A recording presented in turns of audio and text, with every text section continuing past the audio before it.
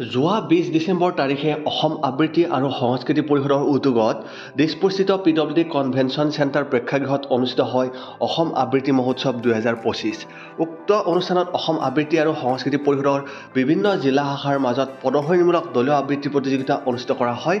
উক্ত প্ৰতিযোগিতাত অংশগ্ৰহণ কৰি শ্ৰীভূমি জিলাই দলীয় উপস্থাপন শিতানত তৃতীয় স্থান লাভ কৰাৰ লগতে ব্যক্তিগতভাৱে বিপ্লৱ দাসগুপ্তাই দ্বিতীয় শ্ৰেষ্ঠ পৰিচালকৰ বঁটা লাভ কৰিবলৈ সক্ষম হয়। বিভিন্ন শিতানৰ বঁটাসমূহ 21 ডিচেম্বৰ তাৰিখে জ্যোতিচিত্ৰবনত অনুষ্ঠিত হোৱা অসম আবৃত্তি আৰু সংস্কৃতি পৰিষদৰ ৰাজ্যিক অভিৱৰ্তনত প্ৰদান কৰা হয় আৰু বঁটা লাভ কৰি শ্ৰীভূমি জিলাৰ সদস্যসকল যথেষ্ট আনন্দিত হোৱা পৰিলক্ষিত হয়। আগফালে মানে আনন্দিত হৈছোঁ।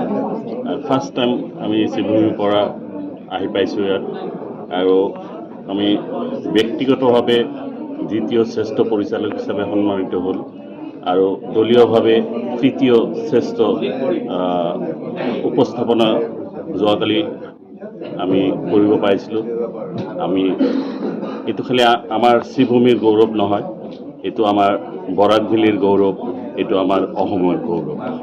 ধন্যবাদ জ্ঞাপন কৰিছোঁ সকল আবৃত্তি বন্ধু।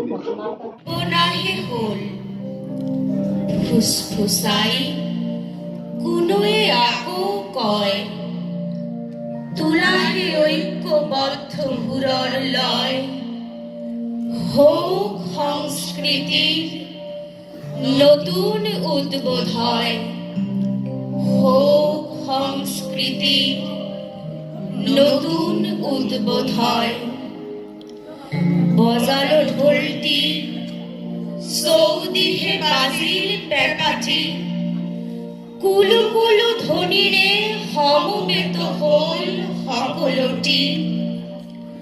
উঠি আহিল ৰঙা বেলি নতুন পোহৰ লৈ, জ্যোতিৰ্ময়ী প্ৰতিভা আগবঢ়াই নিবলৈ। কবিতাক আবৃত্তিয়ে প্ৰণয়ৰ সুখ দিবলৈ, কবিতাক আবৃত্তিয়ে প্ৰণয়ৰ সুখ দিবলৈ। নিচাটি পেঁচা হ'লে আহাৰ বন্তি জ্বলে, সাগৰঙী পোহৰত উদাসীন ভাৱনা গলে। স্বকীয় অস্তিত্বৰ তৰংগ কণ্ঠে কণ্ঠে বাজে, প্ৰতিভা বিকাশৰ পৃষ্ঠভূমি হব কামে কাজে।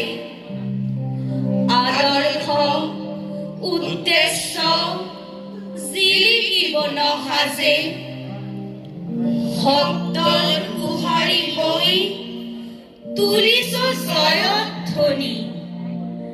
ন পুৰণিৰ মিলনত উঠিব দপদপনি, নতুন বুৰঞ্জী ৰচি গাম জয়ৰ গান। বিশ্বত জিলিকাম সংস্কৃতিৰ মান, আবৃত্তি গীত নৃত্য নাট হব জ্যোতিষ্মান।